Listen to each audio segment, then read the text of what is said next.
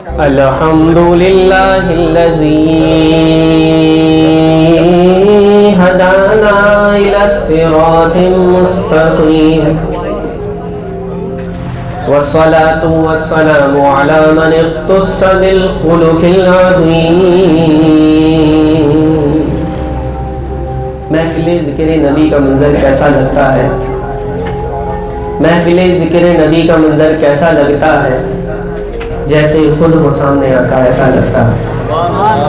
اور ان کے عشق میں جو مر جائے وہ کب مرتا ہے؟ دل کی آنکھ سے جب اس دیکھو زندہ لگتا ہے. اور منہ دیکھ لیا آئینے میں پر داغ نہ دیکھا سینے میں. منہ دیکھ لیا آئینے میں پر داغ نہ دیکھا سینے میں. جی ایسا لگایا جینے میں مرنے کو یہ انسان بھول کر.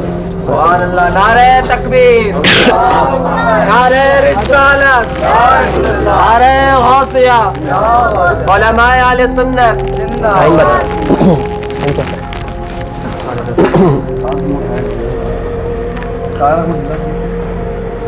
نہ گھبراؤ مسلمانوں خدا کی شان باقی ہے. نہ گھبراؤ مسلمانوں خدا کی شان باقی ہے. ابھی قرآن زندہ ہے، ابھی رحمان باقی ہے. یہ کافر کیا سمجھتے ہیں جو جی ہی جی میں ہنستے ہیں؟ ابھی تو کربلا کا آخری میدان باقی ہے. ابھی تو کربلا کا آخری میدان باقی ہے. اور ان کے در پہ جو لوگ صدا کرتے ہیں وہ ہر مصیبت سے دور رہا کرتے ہیں. اور نہ محدود کرو میرے آقا کو مدینے میں، وہ تو عاشقوں کے سینوں میں رہا کرتے ہیں. وہ تو عاشقوں کے سینوں میں رہا کرتے ہیں. اللہ رب العزت کا بے پایا فضل کرم کہ اس خالق و مالک نے، اس پاک پروردگار نے آج آپ کو اور مجھے اپنا ذکر، اپنے حبیب مکرم صلی اللہ علیہ وسلم کا ذکر اور اپنے پیارے ولیوں کا ذکر کرنے کی توفیق عطا فرمائی. اللہ تعالیٰ آپ کا آنا، خواتین ماں بہنوں کا آنا، ہم سب کا بیٹھنا سننا سنانا اپنی بارگاہ میں قبول فرمائے. یہ محفلیں بڑی سعادت والی ہوتی ہیں. حدیث مبارکہ ہے، مسلم شریف کی مفہوم عرض کر دیتا ہوں مختصر، کہ اس محفل میں سے جب انسان اٹھ کے جاتا ہے تو اس محفل میں جو فرشتے آتے ہیں نا اور وہ رب کے پاس جاتے ہیں تو رب فرماتا ہے کہ اے فرشتوں تم سب گواہ ہو جانا کہ اس محفل میں جو آیا میں نے سب کی بخشش فرما دی. جب اللہ یہ فرماتا ہے تو فرشتوں میں سے ایک فرشتہ کہتا ہے، حدیث ہے، اے اللہ ادھر تو ایک شخص ایسا بھی آیا تھا جس کا آنے کا مقصد محفل میں نہیں تھا، اسے تو کسی دوست سے کام تھا، اسے تو فلاں کام تھا، اسے ملنا ہی محفل میں وہ بندہ تھا، وہ تو اس بندے کے پاس آیا تھا، تیرے ذکر میں نہیں آیا تھا. فرشتہ اتنا کہتا ہے، رب کہتا ہے کہ اے فرشتے میری رحمت میں کوئی کمی تھوڑی نہ ہے، میں نے اس کو بھی بخش دیا، تم گواہ رہنا میں نے سب کو بخش دیا، میں نے سب کی مغفرت فرما دی. اتنی مقبول محفلیں ہوتی ہیں.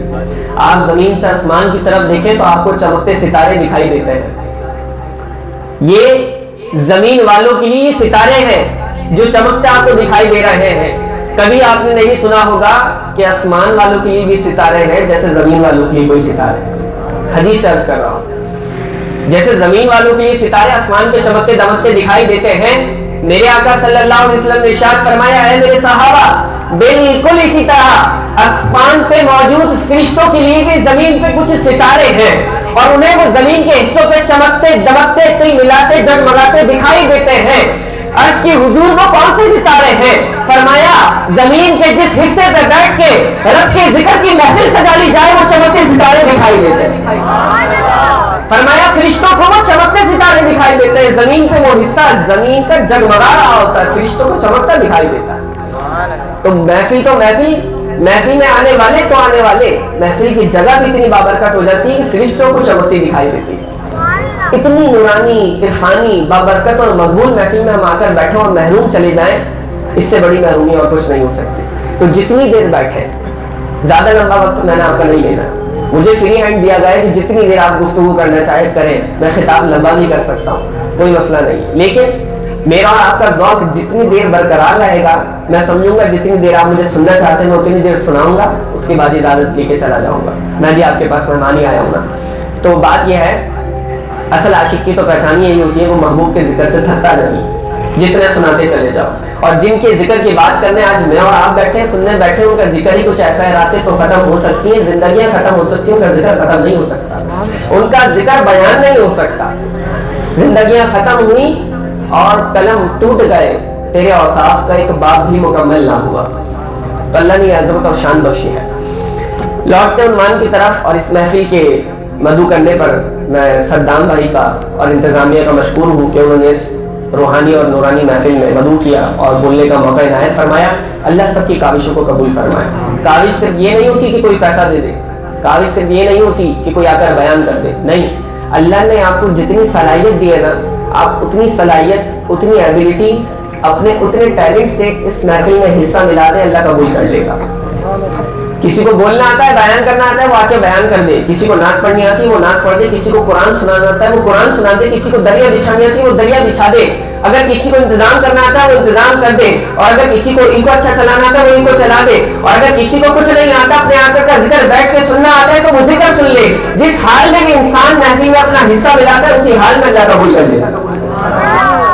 ضرور نہیں ہر بندہ بیٹھ کر یہاں بیان کرنا شروع کر دے، ہر بندہ نعت پڑھے، نہیں، ہر ایک کے اندر ہر صلاحیت نہیں ہوتی، لیکن عشق تو ہر ایک کے اندر ہوتا ہے نا، تو بس پھر اپنے عاشق کا ذکر سننے کے لیے انسان بیٹھ جائے، یہ بھی محفل میں حصہ ملانا۔ تو لوٹتے عنوان کی طرف، قرآن مجید فرقان حمید میں اللہ تعالیٰ نے ارشاد فرمایا، ان الصفا والمروہ من شعائر اللہ۔ چند ایک گوشوں پہ اور پہلوؤں پہ میں نے آپ سے گفتگو کرنی ہے۔ قرآن، حدیث اور اولیاء کی سیرت سے انشاءاللہ باہر نہیں جائیں گے۔ سب سے پہلے قرآن کو میں آپ کو سمجھاتا ہوں، اللہ کا پاک کلام۔ اللہ نے فرمایا ان الصفا والمروہ من شعائر اللہ، بہت ہی آسان بات ہے، بچے بھی بیٹھے آسان کر کے سمجھاؤں گا۔ فرمایا کہ ان الصفا والمروہ من شعائر اللہ، بے شک یہ صفا اور مروہ، یہ جو پہاڑ ہے، یہ اللہ کی نشانیوں میں سے ایک نشانی ہے۔ بولے سبحان اللہ۔ آپ جاگتے رہیں گے تو میں سناتا رہوں گا اور آپ کو سمجھ میں بھی آئے گا۔ دیکھیں، پہاڑ آپ کو پتہ ہے کسے کہتے ہیں، پہاڑ آپ نے دیکھے بھی ہیں، لیکن یہ صفا اور مروہ جو پہاڑ ہے یہ مکہ میں ہے، عرب میں، سعودی عرب میں۔ اور جب کوئی حج کرنے جاتا ہے، جب کوئی عمرہ کرنے جاتا ہے، آپ میں سے کئی لوگوں کو اللہ نے شرف بخشا ہوگا، انسان جب سعی کرتا ہے، دوڑتا ہے، تو صفا اور مروہ ان دونوں پہاڑوں کے درمیان دوڑتا ہے، یہ رکن ہے۔ یہ رکن ادا نہ کرے تو بندے کا عمرہ اور حج مکمل نہ ہو، یہ ایک رکن بنا دیا گیا ہے، سعی کرنا، سعی کرے گا بندہ، کیا صفا اور مروہ دونوں پہاڑوں کے درمیان دوڑے گا۔ اور ان پہاڑوں کا مقام کیا ہے؟ تو اللہ فرماتا ہے ان پہاڑوں کا مقام یہ ہے کہ یہ پہاڑ کسی اور کی نشانی نہیں، یہ تمہارے رب کی نشانیاں ہیں۔ اے رب، حسین و جمیل پہاڑ کشمیر کے پہاڑ، اے رب اونچے ترین پہاڑ اسلام آباد کے کیٹو کے پہاڑ، نہ جانے کون کون سے پہاڑ دنیا میں موجود ہیں، سب کا مقام الگ ہے۔ یہ مکہ میں جو دو پہاڑ موجود ہیں، اللہ ان پہاڑوں کے لیے کیوں کہا کہ یہ میری نشانیاں ہیں؟ اس راز کو آپ سمجھ جائیں گے تو آپ سمجھیں گے پھر نسبتیں کتنا کمال رکھتی ہیں، نسبتوں کا کمال کیا ہوتا ہے کہ جب کوئی چیز کسی سے جڑتی ہے تو اس کا مقام کیسے بلند ہو جاتا ہے۔ اللہ فرما رہا ہے قرآن میں کہ یہ صفا اور مروہ پہاڑ کس کی نشانیاں ہیں؟ میری نشانیاں۔ اللہ فرما رہا ہے میری نشانیاں، تمہارے رب کی اللہ کی نشانیاں۔ اب سوال یہ پیدا ہوتا ہے کہ ان پہاڑوں میں ایسا خاص کیا ہے کہ اللہ فرما رہا ہے یہ میری نشانیاں ہیں؟ تو آپ کو تھوڑا سا پیچھے لے کر جانا ہوگا اور آپ کو سمجھنا ہوگا، اور آپ نے جو بچپن میں ایک واقعہ سنا ہوگا آپ اسے اپنے ذہن میں تازہ کریں گے تو آپ کو یاد آئے گا کہ صفا اور مروہ پہاڑ کے درمیان ایک ننھا سا شہزادہ اور ایک بچہ اپنی ایڑیاں پیاس کی وجہ سے رگڑ رہا تھا، اور اس شہزادے کو تاریخ کوئی اور نام نہیں دیتی، وہ حضرت اسماعیل علیہ السلام تھے جو ایڑیاں رگڑ رہے تھے پیاس کی وجہ سے۔ اور بی بی ہاجرہ کبھی صفا پہاڑ کی طرف جاتی ہے دوڑتے ہوئے کہ کوئی پانی نظر آ جائے، اور کبھی مروہ پہاڑ کی طرف دوڑتے ہوئے جاتی ہے کہ کوئی پانی نظر آ جائے۔ بچہ پیار سے تلملا رہا ہے اور اپنی ایڑیوں کو رگڑ رہا ہے، لیکن یہ کوئی دنیا کائنات کا عام بچہ نہیں تھا، یہ تو اللہ کا نبی تھا۔ اس کے پیروں میں اللہ نے ایک کمال رکھا تھا کہ حضرت اسماعیل نے ایڑیاں رگڑنا شروع کی تو تاریخ گواہ ہے، اور رہتی دنیا تک اللہ نے ایسا چشمہ پیدا فرما دیا کہ آج تک ہم اس پانی کو پی رہے ہیں، آب زمزم۔ آب زمزم ہم پیتے ہیں نا، تو ہم پانی کو، زمزم کے پانی کو ہم پیتے ہیں۔ اللہ نے ایسا کمال پیدا کیا، چشمہ پیدا فرما دیا۔ اے رب یہ بات بھی سمجھ میں آ گئی، یہ تاریخ بھی سمجھ میں آ گئی، یہ ایڑیوں کا رگڑنا بھی سمجھ میں آ گیا، یہ پانی کا جاری ہونا بھی سمجھ میں آ گیا، لیکن سوال ذہنوں میں وہی کھڑا ہے، اے میرے اللہ پہاڑ اور بھی ہیں، لیکن ان پہاڑوں میں کون سی خاصیت तूने रखी है, तूने फरमाया कि कोई और पहाड़ मेरी निशानियां नहीं, ये पहाड़ मेरी निशानियां हैं। तो रब हमारे जहनों में सवाल पैदा होता है, तो रब फरमाता है तो फिर सुनो, बात यह है कि पहाड़ और भी होंगे, लेकिन उन पहाड़ों की निस्बत मेरे नबी के कदमों से नहीं, उन पहाड़ों की निस्बत मेरे नबी के कदमों से नहीं। फरमाया जिन पहाड़ों की निस्बत नबी के कदमों से हो जाए, अल्लाह उन पहाड़ों को कहता है ये तो पहाड़ मेरी निशानियां हैं। मकाम बढ़ गया है। क्यों बढ़ गया है? पहाड़ों की निस्बत नबी के कदमों से हो गई। जब निस्बत जुड़ जाए किसी चीज से तो अल्लाह के उसका दर्जा और मकाम बढ़ जाता है। ये कुरान से मैं आपको सुनाना चाहता हूँ। एक और बात समझिए, हजरत यूसुफ अलैहिस्सलाम, ये बात आपको समझ में आई? बोले सुभान अल्लाह। हजरत यूसुफ अलैहिस्सलाम, एक पूरी हिस्ट्री, एक तारीख है, वो नहीं सुनाता। सिर्फ इतनी बात आपको बताऊंगा जितनी आपको समझ में आ जाए कि बात क्या है। हजरत याकूब अलैहिस्सलाम भी अल्लाह के नबी, उनके बेटे हजरत यूसुफ अलैहिस्सलाम भी अल्लाह के नबी, दोनों में बॉन्डिंग बहुत अच्छी थी, मोहब्बत बहुत ज्यादा थी, दोनों बाप बेटा। अल्लाह ने आजमाना चाहा, जुदा कर दिया। हजरत यूसुफ अलैहिस्सलाम को मिस्र के बाजारों में आपको बेचा गया, ना जाने कहां कहां आप दूर चले गए। और हजरत याकूब अलैहिस्सलाम जो आपके वालिद थे, आप उनके फिराक में, उनकी जुदाई में रोते थे। आपको बहुत प्यार था हजरत यूसुफ अलैहिस्सलाम से, हजरत याकूब रोते थे। अब हजरत याकूब अलैहिस्सलाम इतना रोए, इतना रोए और इतना रोए। बाप तो फिर बाप होता है ना, माँ की शान भी बढ़िया है, लेकिन बाप के दिल में भी अल्लाह ने औलाद की बड़ी मोहब्बत रखी होती है। बेटा यूसुफ जुदा हुआ तो इतना रोए कि रो रो के अपनी आंखों को हलकान कर लिया, आपकी बिनाई चली गई, नाबीना हो गए। हजरत याकूब अलैहिस्सलाम नाबीना हो गए। फिर पूरी एक हिस्ट्री चलती है और फिर पूरी तारीख है। फिर कुरान में अल्लाह ने जो फरमाया, अल्लाह ने फरमाया ऐ यूसुफ, तुम्हारी ये जो कमीज है ना, ये कमीज सिर्फ कमीज नहीं है, कुरान में लफ्ज कमीज नहीं है, फरमाया ये कमीज, अपनी ये कमीज याकूब अलैहिस्सलाम के पास भेजो और उन्हें कहो कि वो ये कमीज अपनी आंखों पे लगाएं। ठीक है, हजरत यूसुफ अलैहिस्सलाम को हुक्म हुआ, हजरत यूसुफ अलैहिस्सलाम ने वो कमीज भेजी हजरत याकूब अलैहिस्सलाम के पास और कहा कि बजानी से अपनी आंखों पे लगाएं। उन्होंने वो कमीज अपनी आंखों पे लगाई, अल्लाह ने बिनाई अता कर दी, उनकी आंखें लौट आई। अब सवाल फिर पैदा हो गया, मालिक कमीज से तो और भी थी, कुरान में ये क्यों कहा कि ये कमीज भेजो? और इस कमीज में ऐसा कौन सा कमाल था कि आंखों पे लगाई तो बिनाई लौट आई? ऐसी कौन सी बरकत इस कमीज में समेट आई थी? ये कुरान बयान कर रहा हूं मैं आपसे। सवाल पैदा हुआ, सवाल का जवाब फिर तारीख और मुफस्सिरीन ने दे दिया।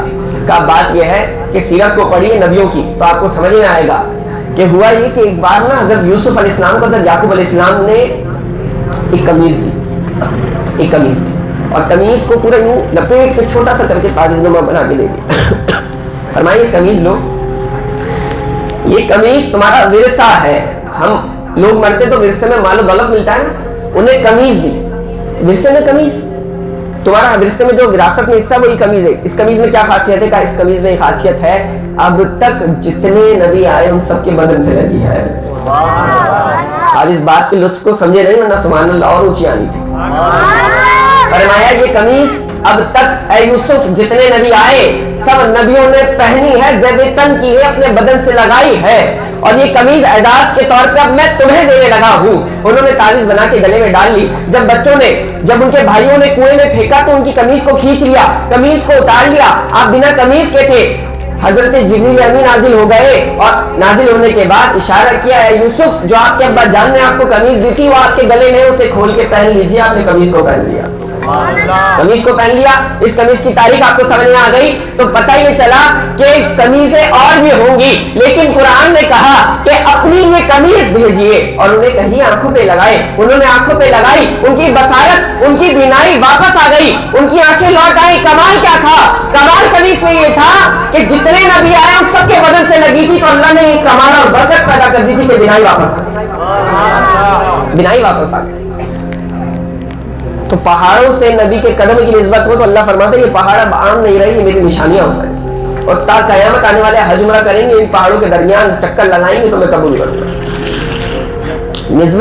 निस्बत ये कि कपड़े का कुर्ता हो रहेगा आम, लेकिन नबियों के बदन से लगता हुआ आ जाए तो फिर कमाल ये है कि अगर आंखों पे लग जाए तो बिनाई वापस आ जाएगी। तो पता ये चला कि निस्बत असर रखती है। कोई चीज किसी से जुड़ जाए तो उसका मकाम बुलंद हो जाता है, और बहुत बुलंद हो जाता है। वलियों की शान के बारे में कुछ लोग बात करते हैं कुरान से, इसको भी समझ लीजिए। قرآن میں اللہ میں تیسری آیت عرض کر رہا ہوں آپ سے, 2 آیت آپ کو سمجھ میں آئی, آ گئی تو بولے سبحان اللہ.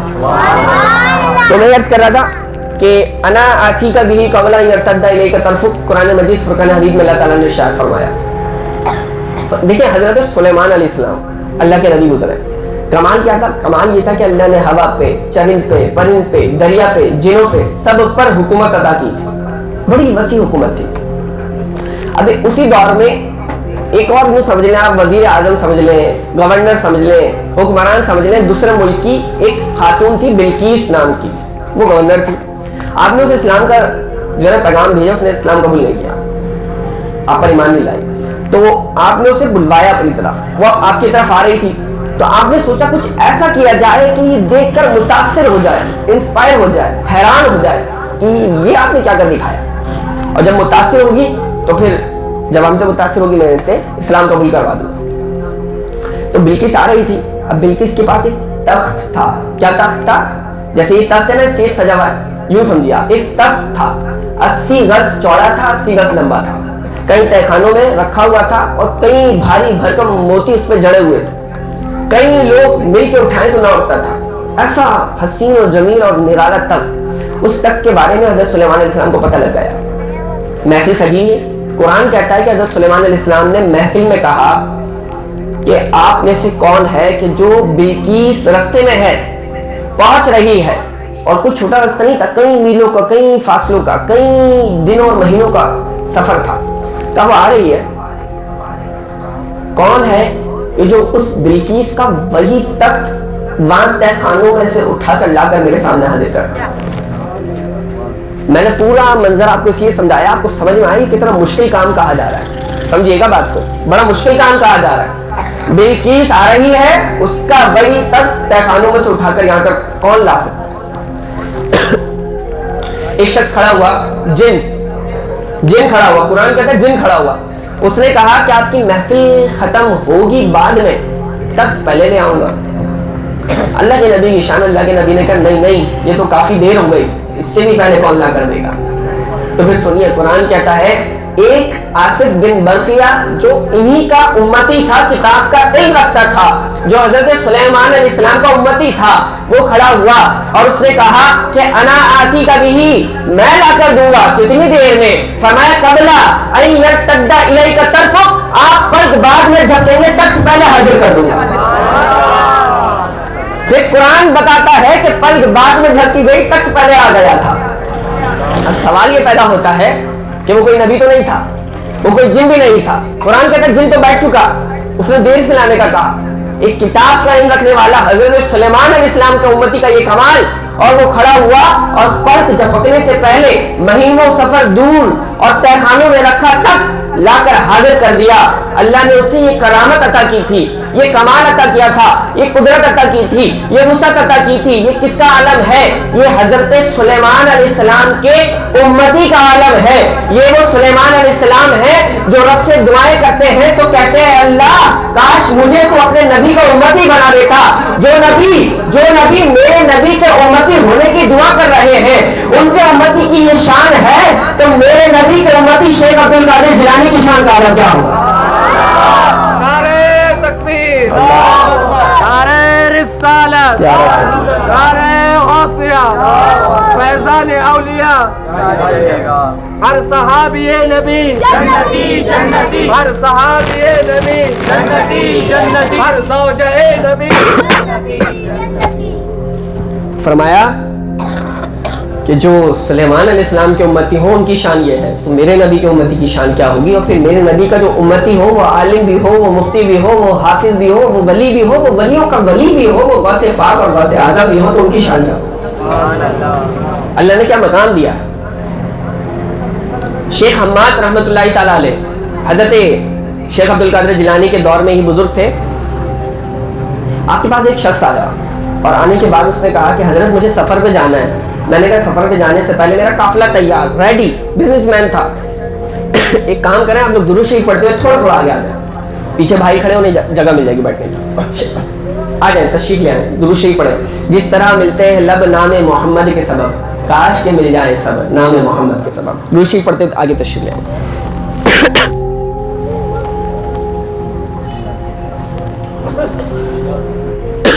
صلو علی الحبیب صلی اللہ تعالیٰ علیہ وسلم۔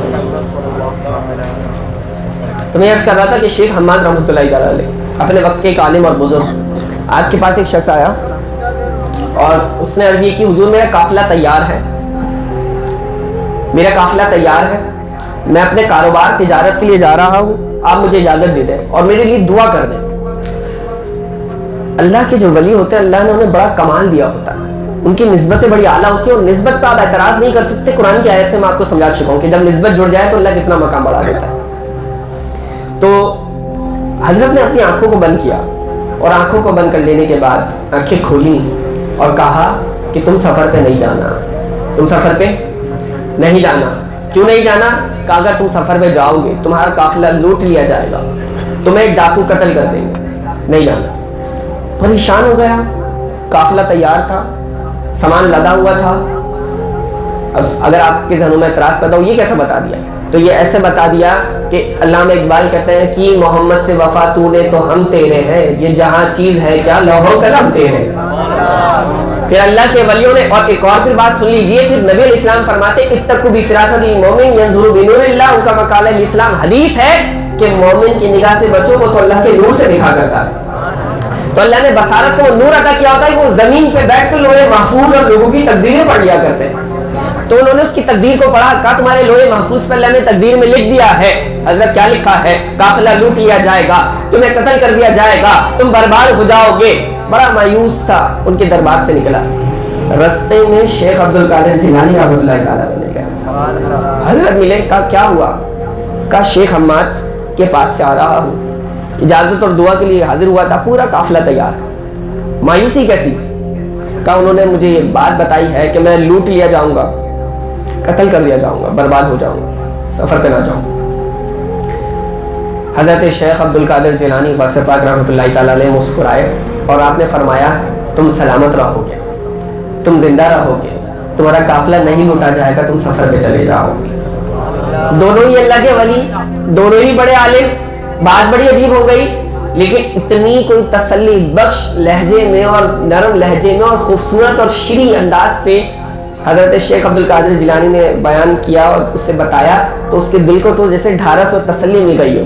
اس نے کہا حضرت اگر آپ کی دعائیں شامل ہیں تو میں ضرور چلا جاتا ہوں، میرا قافلہ تیار ہے۔ وہ چلا گیا، قافلے پہ گیا اور قافلے پہ سے جب وہ گیا نا تو وہ سویا، قیام کیا ایک جگہ پہ جنگل میں، ایک درخت کے نیچے سویا۔ جیسے ہی وہ سویا اس نے خواب دیکھا، خواب اس نے یہ دیکھا کہ کئی ڈاکو قافلے پہ حملہ کرتے ہیں، سامان لوٹتے ہیں، حتیٰ کہ ایک ڈاکو چاقو لے کر اس کے قریب آتا ہے اور اس کی گردن پہ رکھتا ہے اور چلانے لگتا ہی ہے کہ تھوڑا سا کٹ لگتا ہے، تھوڑی سی گردن پہ ایک کھال ہلکی سی کٹتی ہے، پھر ان کی گھبرا کے آنکھ کھلتی ہے انصاف کی جنہوں نے جانا لکھی۔ جیسے ہی آنکھ کھلتی ہے قافلہ بھی سلامت، بندہ بھی سلامت، سب کچھ سلامت، نہ تباہی نہ بربادی۔ گردن پہ ہلکا سا ہاتھ پھیرا تو خون ہلکا ہلکا لگا، معاملہ عجیب سمجھ میں نہیں آیا۔ قافلے پہ آگے بڑھے، تجارت اپنا بزنس کیا، مال بیچا، واپس آ گئے۔ آتے ہی سب سے پہلے شیخ حماد کی بارگاہ میں حاضر ہوئے، اللہ کے ولی کے شیخ حماد جنہوں نے کہا تھا لوٹ لیے جاؤ گے، برباد ہو جاؤ گے، قتل کر دیے جاؤ گے۔ شیخ حماد کی بارگاہ میں ہدیہ تحائف تحفے لے کر حاضر ہوئے کہ حضرت میں سفر پہ سے کامیاب اور سلامت واپسی آ گیا ہوں، شکریہ کے طور پہ یہ تحائف آپ کے پاس لے کر آیا ہوں۔ کہا کیا کرے، یہیں رک کر میں آپ کو ایک حدیث بتا دوں تاکہ کوئی اعتراض پیدا نہ ہو۔ مشکات کی حدیث مبارکہ ہے، اللہ کے نبی صلی اللہ علیہ وسلم ارشاد فرماتے ہیں کہ میرا کوئی امتی کہ جس کا کوئی میلا سا لباس ہو اور چہرہ کوئی اچھا حلق میں نہ ہو، داڑھی پہ اگر اس کی مٹی لگی ہو، اسے حقیر نہ جاننا۔ مفہوم حدیث یہ ہے کہ اللہ نے اسے اتنا کمال دیا ہوتا ہے کہ اگر وہ کسی بات پہ اللہ کی قسم اٹھا لے تو اللہ اس کی قسم کو پورا کیا کرتا ہے، اللہ اس کی بات کو رکھا کرتا ہے، اللہ اس کے نام اٹھایا کرتا ہے۔ پھر حدیث سنا دی، اب آگے بڑھتے ہیں۔ وہ شیخ حماد کی بارگاہ میں حاضر ہوتا ہے، کہا حضرت یہ تحفے، یہ تحائف، یہ نذرانے، یہ شکریہ آپ کا کہ آپ نے مجھے بتایا تھا۔ کہا پھر کیا ہوا؟ میں نے تو روکا تھا۔ کہا میں چلا گیا۔ کہا کیسے گئے؟ کہا رستے میں شیخ عبد القادر جیلانی مل گئے تھے اور ان سے ملتا ہوا گیا تھا۔ کہا پھر کیا ہوا؟ کہا ہوا یہ کہ میں نے خواب دیکھا اور خواب میں جو ساری باتیں بتائی تھی آپ نے میں نے وہی دیکھی، لیکن حقیقت میں میرے ساتھ کچھ نہیں ہوا۔ کہا ارے نادان، سب سے پہلے شیخ عبد القادر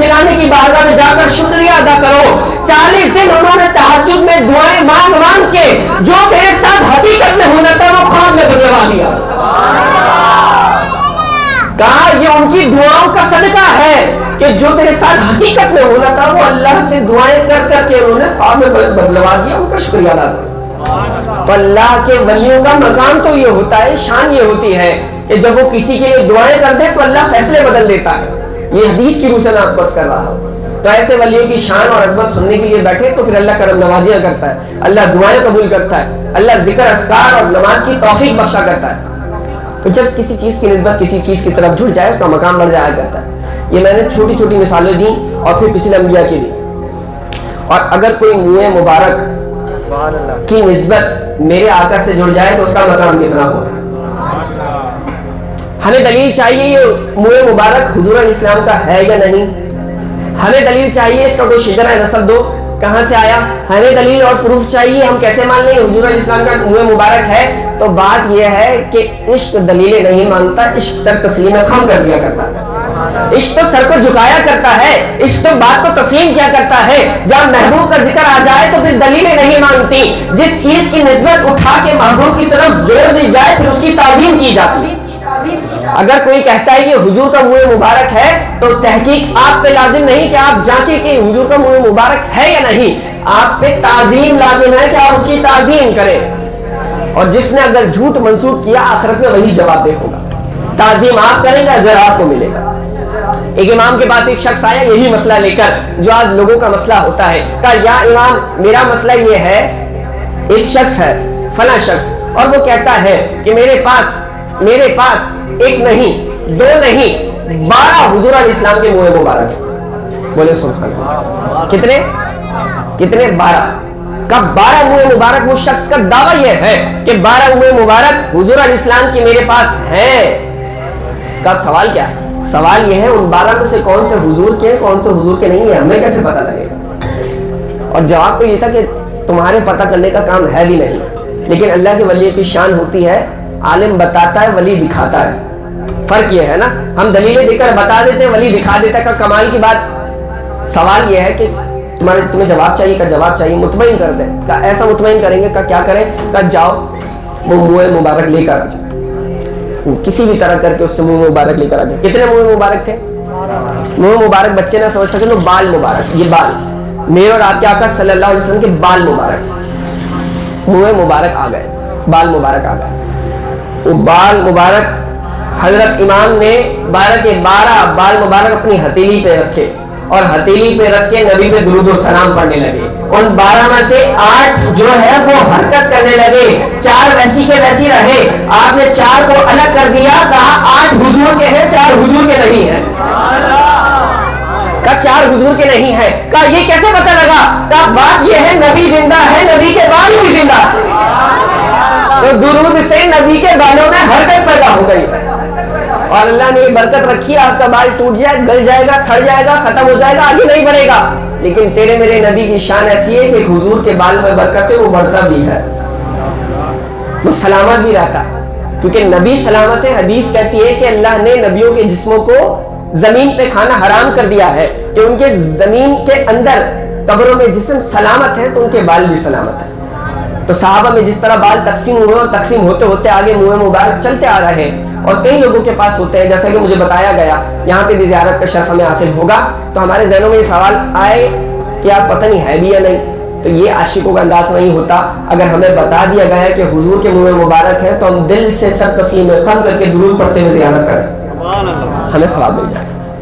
اچھا اب بات یہ ہے کہ ہم یہ سوچیں گے ہم بھی درود پڑھیں تو بال میں حرکت نظر آئے تو ہم پہچانیں کہ یہ بال اصلی ہے حضور علیہ السلام کا منہ مبارک ہے یا نہیں، تو اس کا پھر میں جواب دیتا ہوں۔ جواب یہ ہے کہ امام حسین کے پاس ایک شخص آیا اور اس نے آ کر کہا، بالکل سمجھ میں آئے گا آپ کو جواب، اور وقت پہ یاد آیا، یہ کوئی میرے ذہن میں نہیں تھا، اللہ نے ابھی ڈالا ہے اور اللہ نے اس لیے ڈالا ہے شیخ صاحب یہ جو بندے بیٹھے انہیں سنا دو، انہیں بتا دو۔ وہ بات کیا ہے؟ بات یہ ہے کہ ہم بھی اگر درود پڑھیں اور ہم بھی دیکھنا چاہیں کہ بال میں حرکت آتی ہے یا نہیں، جیسے